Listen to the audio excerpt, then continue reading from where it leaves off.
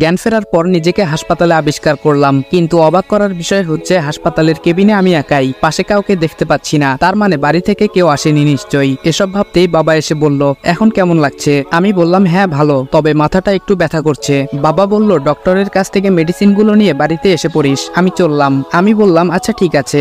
বাবা বাড়িতে চলে গেল। তার কিছুক্ষণ পর ডক্টরের কাছ থেকে মাথা ব্যথার মেডিসিনগুলো নিয়ে আমিও বাড়িতে চলে আসলাম। দরজায় এসে দাঁড়াতেই অদিতি আমাকে দেখে মুখ ফিরিয়ে নিয়ে রুমে চলে গেল। এই দৃশ্যটা দেখে কেন জানি কষ্ট হতে লাগলো। কদিন আগের কথা, ফল কাটা চাকু দিয়ে অদিতির সঙ্গে দুষ্টামি করতে গিয়ে আমার হাতে একটু লেগে কেটে গিয়েছিল। এতেই অদিতি ছোট বাচ্চাদের মতো কান্না করে। তার এরকম ভালোবাসা দেখে বুকের সঙ্গে খুব শক্ত করে জড়িয়ে ধরে বলেছিলাম, এই পাগলি, এই সামান্য রক্ত দেখে কেউ কান্না করে? অদিতি বলল, আর কখনো হাতে চাকু নিয়ে এরকম দুষ্টামি করবে না। এখন তো খাবারটাও নিজ হাতে খেতে পারবে না। আমি বললাম, আমার নিজ হাতে খেতে না পারলে কি হবে? আমার বউ তো আমাকে খাইয়ে দিতে পারবে। যদি সে আমাকে খাইয়ে দিতে না চায় তাহলে আর কি করার? কদিন না হয় না খেয়েই থাকবো। দুষ্টামি করে বলতেই অদিতি রেগে বলল, বেশি বকছো কেন?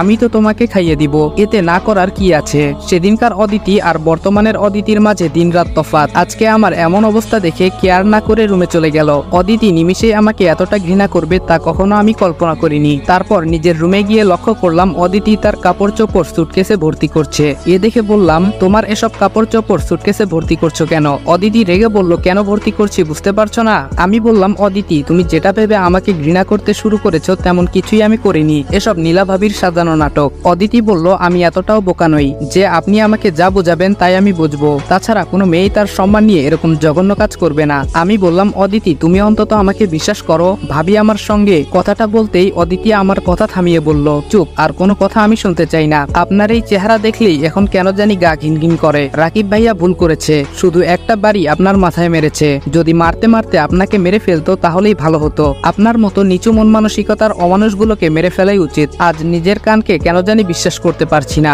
অদিতি আমার মৃত্যু কামনা করছে। কথাটা ভাবতেই বুকের বাঁ পাশে দুমড়ে মুচড়ে যাচ্ছে। চোখের কোণের পানি মুছে বললাম, আজকে একটা দুর্ঘটনার জন্য আমার মৃত্যু কামনা করছো? এটাই কি তোমার ভালোবাসা? অদিতি নিশ্চুপ। অদিতিকে আলতোভাবে জড়িয়ে ধরে বললাম, অদিতি যাই হোক না কেন তুমি অন্তত আমাকে বিশ্বাস করো, আমি সত্যি ভাবির সঙ্গে কোনো অসভ্যতামি করিনি। উনি আমার নামে মিথ্যা অপবাদ দিয়েছে। অদিতিকে আলতো জড়িয়ে ধরাতে কিছুক্ষণ পর কি যেন ভেবে আমাকে ধাক্কা মেরে সরিয়ে দিয়ে বলল, অনুগ্রহ করে আপনার এই অপবিত্র হাতে আমাকে স্পর্শ করবেন না, আমার গা ঘিন ঘিন করে। অদিতির কথা শুনে ছলছল চোখে তার দিকে এক দৃষ্টিতে তাকিয়ে রইলাম। মুহূর্তের মধ্যে অদিতি এতটা পাল্টে গেছে, এইদিকে দাঁড়িয়ে থাকতে পারছি না। মাথার ব্যথাটা বেড়েই চলেছে। কোনো উপায় না পেয়ে সোফায় বসে পড়লাম। অদিতি সুটকেস নিয়ে তার মতো চলে যেতে লাগলো। আমি পেছন দিক থেকে বললাম, তুমি না আমার কাছে প্রতিজ্ঞা করেছিলে আমার সুসময় হোক কিংবা দুঃসময় কখনো আমাকে ছেড়ে চলে যাবে না, তাহলে আজকে কেন তোমার ওয়াদার খেলাফ করছো?